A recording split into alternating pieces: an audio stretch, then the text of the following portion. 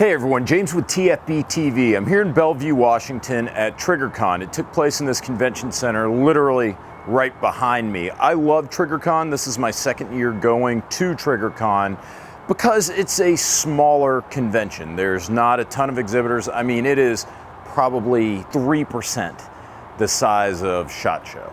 So not a really big event, very intimate for lack of a better term. So I really enjoy going every year. I also enjoyed making this list last year. That is the top 5 guns of TriggrCon. So we're going to do it again this year. And we're also going to do the exact same thing I did last year. And that is the #1 gun is going to be determined by TriggrCon. They did something, and they do something every year called the Golden Trigger Awards. So whichever gun wins the Golden Trigger is TFBTV's #1 gun of TriggrCon. It's only fair. Let's roll right into number 5, and I love this one. I love this one. Not only because it's kind of cool, but also because a lot of you guys are going to be really upset, and the comments for this gun have been absolutely hysterical. Honestly, I wish I could put this gun a little bit higher up on the list, but I'm gonna start with the Zev Oszi at number 5, Backlash. Basically, this gun costs $1,600. It's a $1,600 Glock. It's Zev, guys. You knew that getting into it. You know it's also going to be premium, top quality build, but that's really beside the point. That isn't why this is in the top 5 guns. Here are the highlights from Jerry at Zev. So for the last 10 years, we've made parts and accessories for the Glock platform. And we finally took all that information and all those parts and accessories and products that we've been making. We made our own full platform pistol. And what's unique about our product is it's modular. So instead of it being a factory Glock that you send in and we do all the work to, it is fully built by Zev. So this is the Oszi. This is the internal frame. This is the chassis. This is your serialized firearm, right? So with this, just a standard slide, this product mounts within this grip kit, and this is your modularity. We have 3 different colors, 2 different sizes for the standard Oszi. Let's say I am a cheap bastard, but I want to have a Zev product. I could buy the components to build a lower. I could just pop a standard Glock upper on there. True or false? It is, all of our parts were engineered around Glock parts. So I'm saying but not saying. Right, it's a possibility. We warranty all Zev product together. I got you. Okay. All right. I can read between the lines. He's there. tracking. Right. Now, if I want this complete, because I'm a total piece of shit with my hands, is that possible? Can I buy a complete gun from you guys? Yeah, you can buy it. All of these ones that are on the stands here are all complete Zev Oszi. So for the standard Oszi, deliver like the bad news. Deliver the bad news. MSRP $1,679. You're gonna find it $1,595 out there because that's MAP pricing. Woo. Okay. Now, after you've heard that, you're still probably not convinced, so I'm just going to go ahead and drive the point home. Guys, they're making a gun that is a modular chassis Glock. It's something Glock should be doing, right? So maybe you're not going to like Zev's copy. Am I going to pay $1,600 for it? No. I'm going to ask them to send me one for review, and if they give me a sweet writer discount or something, I might buy it because it was pretty cool, and I do like it a lot. Just not $1,600 a lot. However, what you need to understand is that Zev is doing something that I think a lot of manufacturers are going to say, hey, that's a good idea. We can do this maybe for less money, or we can do it differently, whatever the case may be. It's something that I think is a little bit long overdue. That is a Glock with a modular chassis. Now, that said, I hope that makes sense to you guys.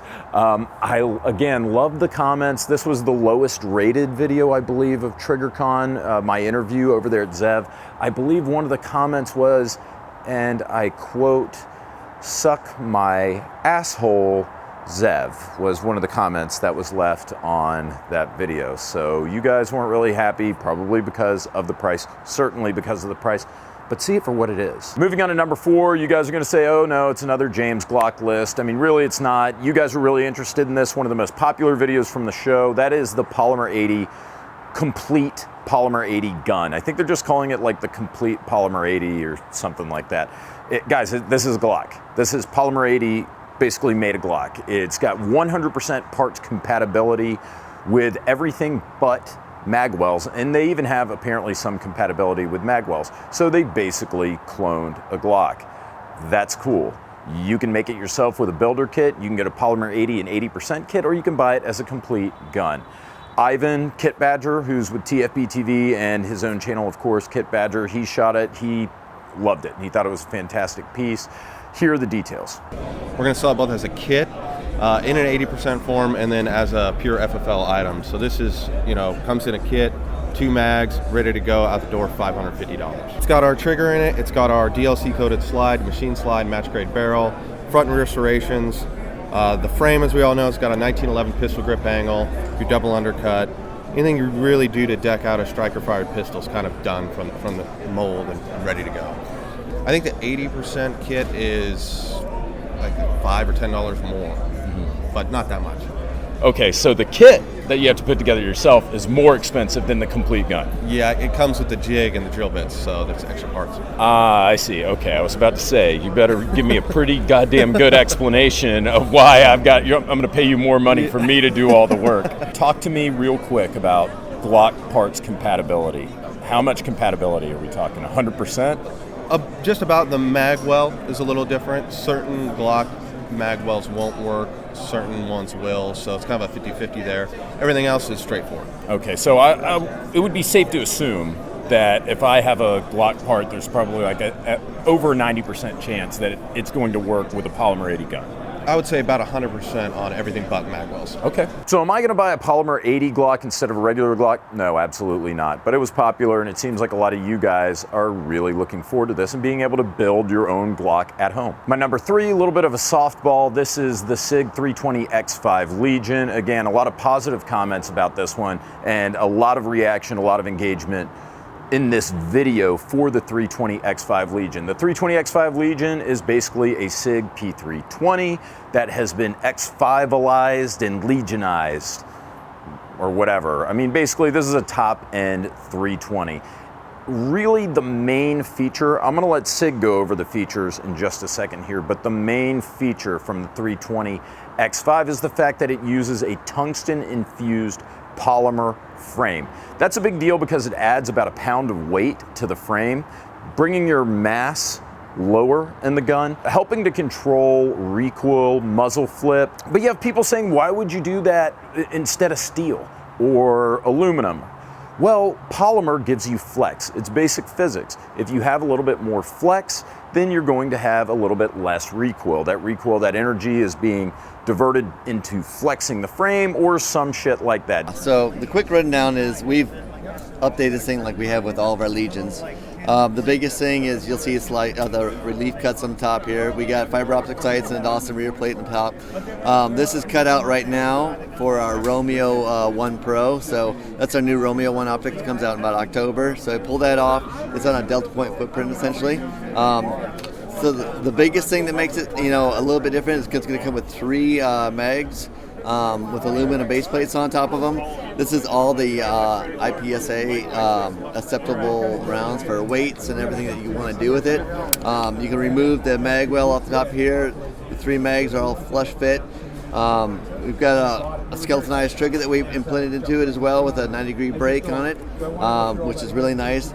The biggest thing that we've done on this thing, and this is unique to ourselves and nobody else can really do this, is we found a way to put a tungsten powder inside the grip mold and when we inject it. So the grip itself weighs 1 pound. So now we have the feel of a classic size gun, a steel frame gun, and the flexibility of a polymer. So it allows us to have a little bit more more comfortable shooting, 50% less muzzle flip that you have in other standard rifle or pistols that you have out there.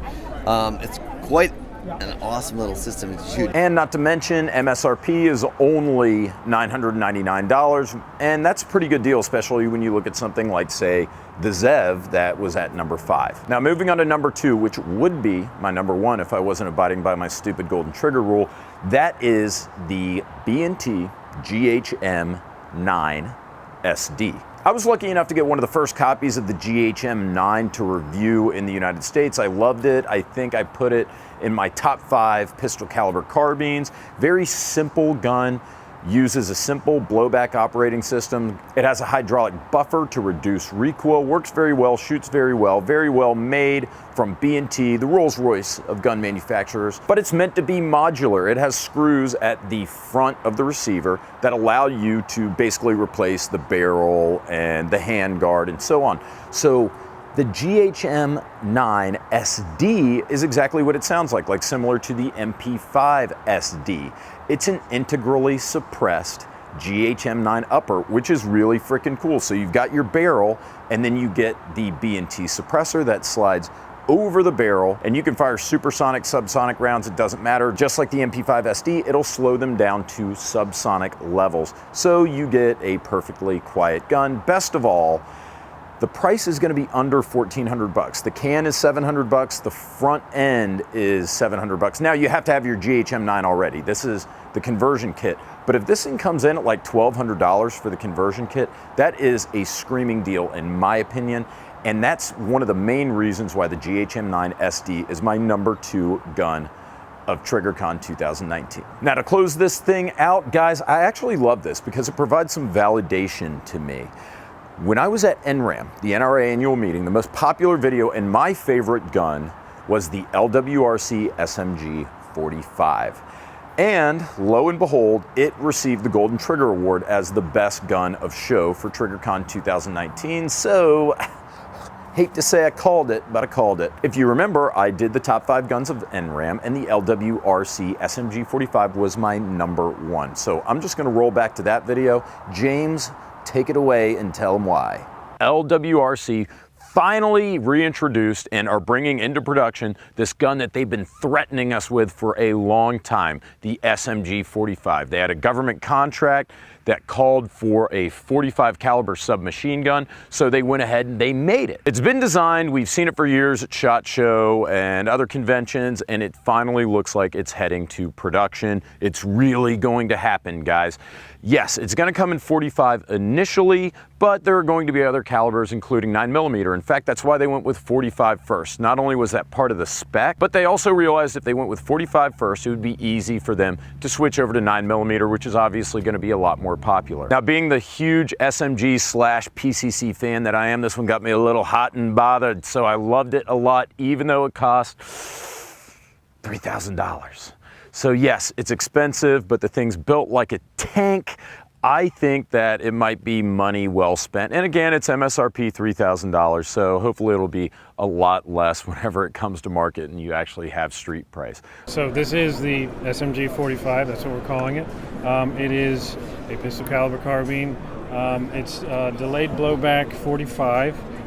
It takes UMP mags. It's got a lot of the familiar AR controls because that's what we're familiar with. But it's been a couple years in the making. We've been working on it just as we can, and finally we're ready to put it out. Anyways, guys, I hope you enjoyed this video. I loved TriggrCon 2019. It's open to the public up here in Bellevue, Washington, just outside of Seattle. So if you want to come next year, you guys should try to make it. In fact, we're doing a meetup tonight in Seattle. We're meeting at a dive bar with some fans and some viewers drinking some beer. So it's a great little event that I look forward to every year. And I hope I'm back to do this list again next year. Guys, take care.